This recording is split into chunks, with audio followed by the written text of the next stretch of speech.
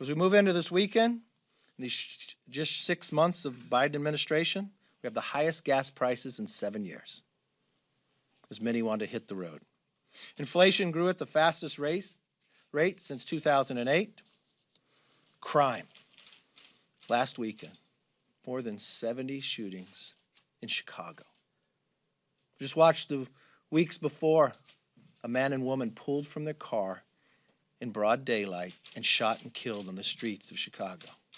Just a few weeks ago, we watched the young children walking their neighborhood in New York get knocked down by a man running who's being shot at. Continued to shoot at him as he laid on top of the children.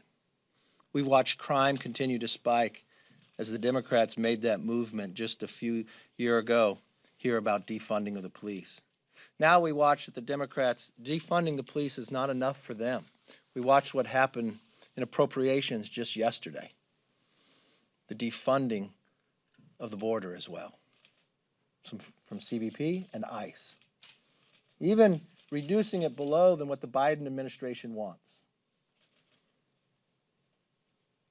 We watched the person in charge, the vice president, spend a short amount of time along the border, more at an airport, saying that they inherited a problem, but each month the problem has gotten worse. They set a new record, a 21-year record of the number of people coming across. Well, I think the American public wants more. They want to hold people accountable. They want a border that's secure. They want an economy that will grow. They want inflation under control, and they want a gas price they can afford as well. Unfortunately, no one thought in this short amount of time they'd put America in this greatest crisis. We watched the Middle East erupt, and today they had an opportunity not to send offensive, but defensive to our greatest ally, the only democracy in the Middle East, and they could not even agree on that. With that, let's open it up for questions. You want to go to you first? Yeah. All right, go right ahead. Let's guess. So why should Liz Cheney lose her committee assignments for agreeing to serve on a select committee to investigate what happened on January 6th? I'm not making any threats about committee assignments, but as you know how Congress works, you get elected by your district, and you get your committees from your conference.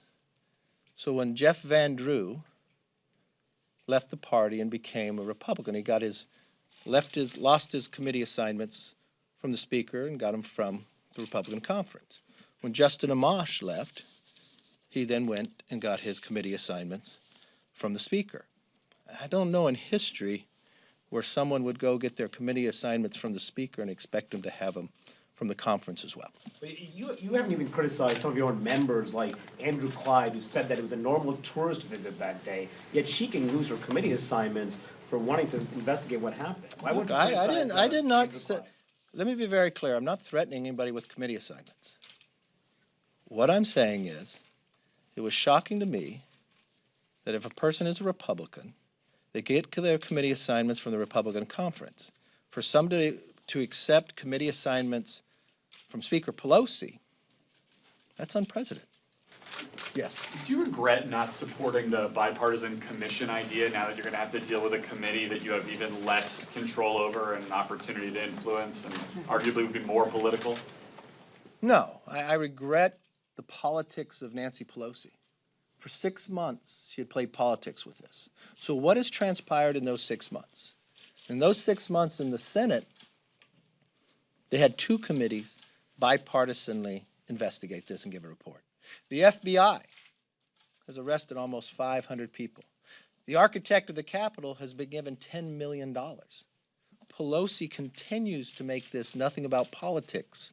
That's why no one really takes this serious based upon the direction of what she wants to go. If you have read the Senate report, you'd be very concerned. You're concerned to what happened on that day, but you're concerned what happened on the days before it that caused that day to happen.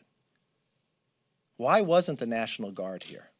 There's a lot of questions why that determination was made. National Guard were doing street patrol, but not within the Capitol.